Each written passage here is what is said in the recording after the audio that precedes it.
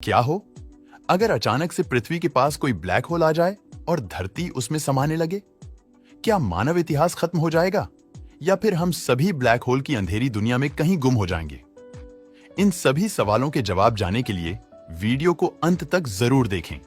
साल 1916 में Albert Einstein ने अपनी थियरी ऑफ जनरल रिलेटिविटी में अंतरिक्ष में एक अद्भुत चीज होने का खुलासा किया था, जिसे उन्होंने ब्लैक होल का नाम दिया।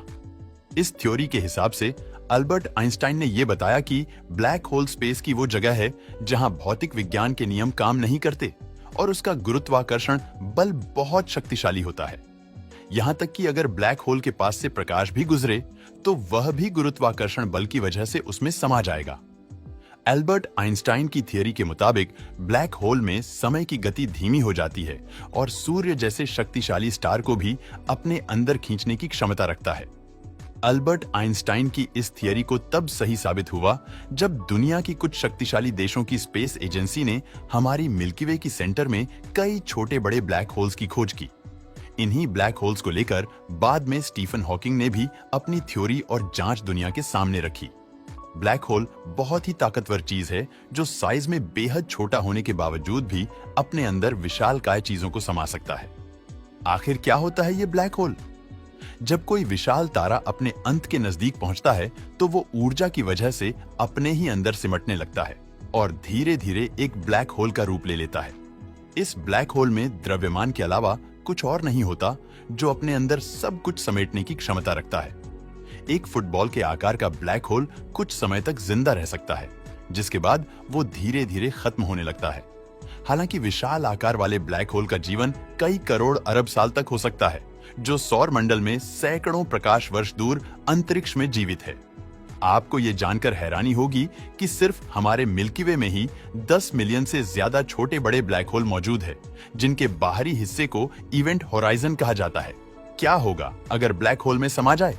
धरती यूं तो धरती के आसपास कोई ब्लैक होल मौजूद नहीं है जो गुरुत्वाकर्षण बल के जरिए उसे अपनी तरफ खींचे, लेकिन अगर किसी वजह से पृथ्वी के पास फुटबॉल के आकार का ब्लैक होल आ जाता है तो उससे धरती पर क्या असर पड़ेगा? एक फुटबॉल के आकार के ब्लैक होल का गुरुत्वाकर्षण बल हमारी धरती के गुरुत्वाकर्षण बल से कई अरब गुना ज्यादा होगा, जिसकी वजह से धरती उस ब्लैक होल का चक्कर लगाने लगेंगी। जिस तरह पृथ्वी इस समय सूर्य की परिक्रमा करती है, ठीक उसी प्रकार ब्लैक होल के नजदीक आने पर उसके गुरुत्वाकर्षण बल की वजह से पृथ्वी ब्लैक होल का चक्कर लगाने लगेंगी। हालांकि इस सब परिक्रमा के दौरान धरती धीरे धीरे छोटे छोटे टुकड़ों में टूटकर ब्लैक होल में समाने लगेंगी।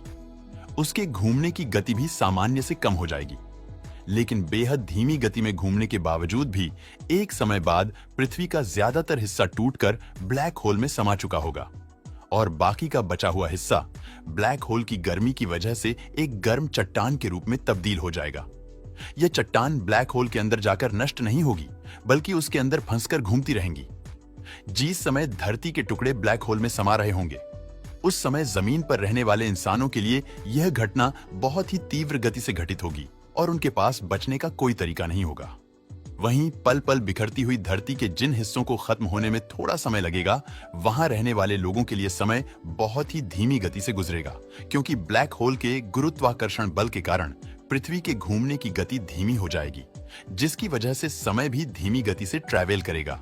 उदाहरण के लिए सूर्य का चक्कर लगाने में पृथ्वी को 10 साल लगेंगे, वहीं ब्लैक होल का चक्कर लगा रही धरती में वो समय सिर्फ 10 मिनट का होगा।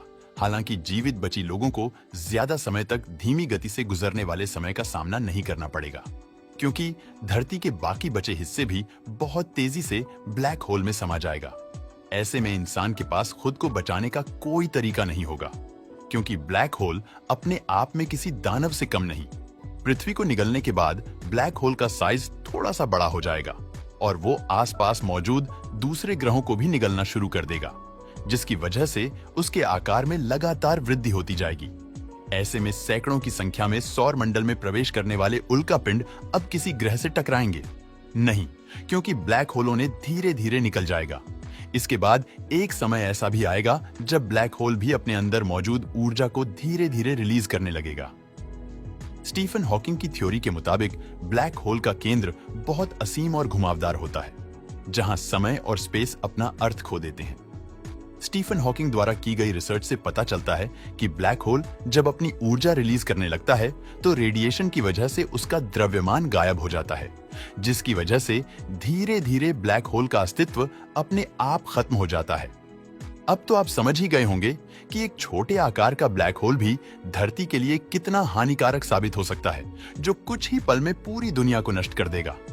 भगवान का शुक्र है कि हमारी पृथ्वी या सौर मंडल के आसपास सिक्के के आकार का भी ब्लैक होल मौजूद नहीं है। दोस्तों, वीडियो पसंद आया हो तो लाइक और शेयर करें।